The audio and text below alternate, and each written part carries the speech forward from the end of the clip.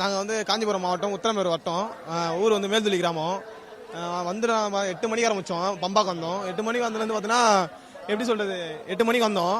8 மணிக்கு வந்து கண்ட்ரோலே இல்லை எங்களுக்கு. என்ன சொல்கிறது, வந்துட்டே இருக்கோம். ஒரு எப்படி சொல்கிறது, கூப்பிட்றேன் எமர்ஜென்சி, ஒரு குழந்தை மாட்டிங்கன்னு சொல்கிறோம், யாரும் ஹெல்ப் பண்ணல. ஒரு போலீஸ் வந்து கூப்பிட எதுவும் ஹெல்ப் பண்ணல. ஏன்னா போடா அப்படின்றாங்க. என்னது இது, அப்படியே வந்தோம். ஓகே வந்தோம். நம்ம இது இருக்குல்ல சரங்குத்தி தாண்டி வந்துருந்தோம். வந்தும்போது ஆச்சுன்னா அங்கே வந்து என்ன பண்ணோம், ஒரு வந்து தாண்டி நின்ட்டோம். ஒருத்தர் எமர்ஜென்சியாக தாத்தா ஒரு வீட்டு கீழே அவர் தூக்கு, நாங்கள் வெளியே வந்து தூக்கலாம் சொல்லிட்டு போனா, நீ வெளியே வர, நீ நில்ற, அவன் அவுத்தம் அவர் போற, ஏந்து போற, நீ வர அப்படின்னு கேட்கறாங்க. இப்போ ஒரு 2 கிலோமீட்டருக்கு பார்த்தீங்கன்னா அது அழகா விட்டாங்க, நீட்டாக விட்டாங்க. 2 கிலோமீட்டருக்கு அந்த மாதிரி ஃபுல்லாகவே விடணும். 2 கிலோமீட்டர் நீட்டாக விட்டாங்க. இப்போ இந்த முன்னாடி இருந்து அந்த மாதிரி நீட்டாக விட்டா பரவாயில்ல, ஒரு கேட் பண்ணா பரவாயில்ல. அதே மாதிரி எனக்கு ஃபுல்லாகவே வர வைக்கணும். எங்க பம்பால் குளம் பத்தி அந்த மாதிரி ஃபுல்லாவே அது நல்லா இருக்கும். இந்த வருஷம் அளவு காணாத கூட்டம்.